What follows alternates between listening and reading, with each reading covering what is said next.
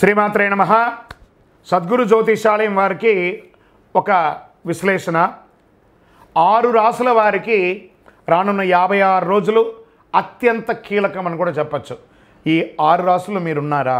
మార్చి 29వ తారీఖున శనీశ్వరుడు కుంభం నుండి మీనరాశికి, మే 25న గురువు వృషభం నుండి మిథున రాశికి మారుతున్నారు. ఫలితంగా మార్చి 29 నుంచి మే 25 వరకు 56 రోజుల సమయం కొన్ని రాసుల వారికి అత్యంత కీలకం కాబోతుంది. 2 కీలక గ్రహాలు రాశి మారి కొన్ని రాసుల వారికి ప్రభావం చూపిస్తుంది. మీరు ఆర్థిక ఉద్యోగపరంగా జాగ్రత్తలు తీసుకోవాలి తెలుసుకోండి. శని గురువులు రాశి గోచారం వల్ల కలిగే శుభ ఫలితాలు తెలుసుకోవచ్చు. శని మారడం వల్ల కలిగే శుభ ఫలితాలు గురువు రాశి మారిన తర్వాత కొద్దిగా తగ్గే అవకాశాలు ఉన్నాయి. అందువల్ల మిథున, కర్కాటక, వృశ్చిక, ధనుసు, మకర, కుంభ రాశుల వారికి ఆదాయపరంగా ఉద్యోగపరంగా ఈ సమయం అత్యంత కీలకం కాబోతుంది.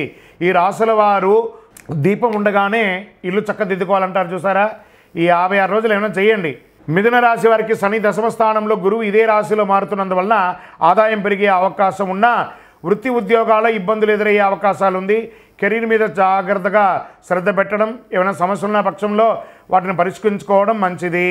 వ్యాపార అభివృద్ధికి చర్యలు చేసుకోవడం మంచిది. మరి కర్కాటక రాశి వారు ఈ రాశిలో శని మార్పు వల్ల అష్టమ శని దోషం తొలగిపోతుంది. అయితే ఈ రాశి వారికి అత్యంత శుభుడు ధనకారకుడైన గురువు వ్యయస్థానంలో ప్రవేశించడం వల్ల చేతిలో డబ్బులు మిగిలే అవకాశం ఉండదు. వృధా ఖర్చులు పెరిగే అవకాశాలు ఉన్నాయి.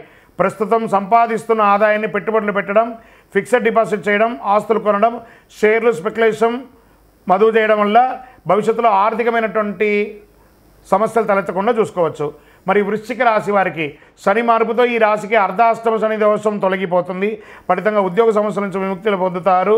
వృత్తి ఉద్యోగాల్లో ఒక వెలిగే అవకాశం ఉంది. నిరుద్యోగులకు కాక ఉద్యోగులకు కూడా మంచి అవకాశాలు రాబోతున్నాయి.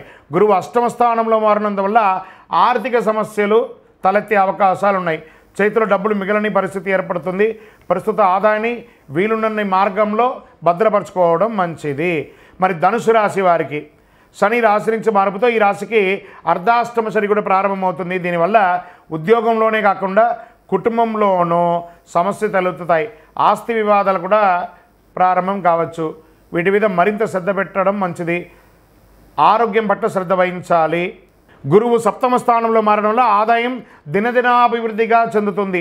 శని భాగం లేకపోయినా గురు యోగంగా ఉన్నాడు. పెళ్లి ప్రయత్నాలు సఫలమవుతుంది. సంతాన యోగం కలుగుతుంది. వ్యాపారంలో ముందుకెళ్లే అవకాశాలు కనబడుతున్నాయి.